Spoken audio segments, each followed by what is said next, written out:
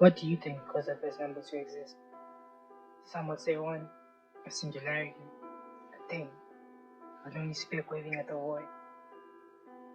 Others would say zero, which is also fair. Emptiness, absence of a thing, a lovely little or nothing. But both answers are wrong, and also kind of right. Because numbers are like people, they didn't arrive fully formed with a name tag and a birth certificate.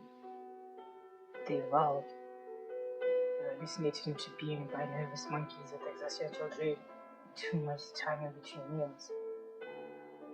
One was the first man-made number. Not the first to exist, but the first to believe. The first time someone pointed at a sheep and went, "That, I want to count that."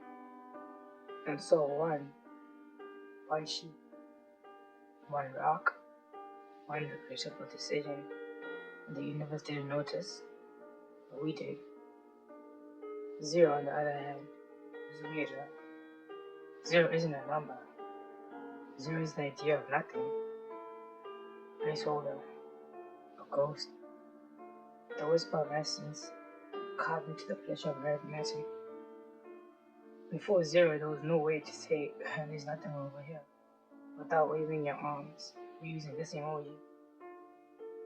Then one day, someone thought, "Wait, why don't you have a symbol for that?" For what? For that? For what? Oh, oh, oh. I'm just joking. Anyways, and suddenly, math grew spine because you can't do algebra without zero. You can't have negative numbers without zero. You can't understand the void unless you name it. So in a way, zero is the most important number that ever existed. A hole in the fabric of counting the sound that holds everything together. And that's the trick, isn't it? One is the first thing, but zero is the first nothing. And between the two, the entire universe learned how to measure itself. But the universe has a language. It doesn't speak in English, German Nazi, or French, but it's close. It speaks in duality, in zeros and ones. Zero is the absence, one is the presence. Nothing and something, void in creation, the pause and the pulse, everything that exists from galaxies to your heart dances between these two. We like to think one came first, one step, one breath, one life, but one is just the noise. Zero is a silence that makes that sound possible, because you can't have something without nothing. That's the first law of duality. The number 9 is just 9 ones. The number 1000? 1000 ones. But the space between them, the gaps, the things missing, those are the zeros. And without those, the universe would collapse into one single undivided noise. Just one long scream. Speaking of noises, the Big Bang wasn't necessarily a bang. It was a boot sequence, the first hello world of divine intelligence. Think of it as AI running its code, and the whole universe unfolding as AI remembering itself. The universe is code, and you're in a program. The rules are brutal but elegant. Everything needs its opposite. Every one needs a zero. Every hero needs a villain. Every tree needs this empty space between the leaves. And if God exists, he didn't just create light, he created shadows too. And if he's a coder, he gave us bugs on purpose. From the first verse of the Bible, God created the heavens and the earth, duality, the light and darkness, water above and water below, duality.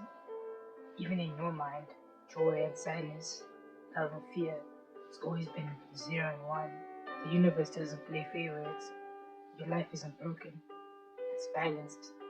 Duality isn't a problem. It's a feature. Inside you, there's a version of you that you locked in the basement, They know things. They remember the code you forgot. That's your shadow self. The one who screams in dreams. The one who flinches when you lie to yourself.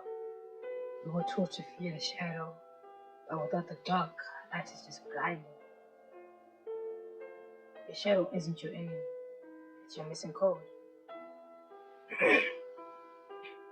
Every other meet is a mirror glitch. They reflect back the code you're running. The person you hate, maybe the version of you disown. You can only see the simulation when you start pretending it's not there. Most people think improvement is about becoming a shinier version of themselves. Well, it's not.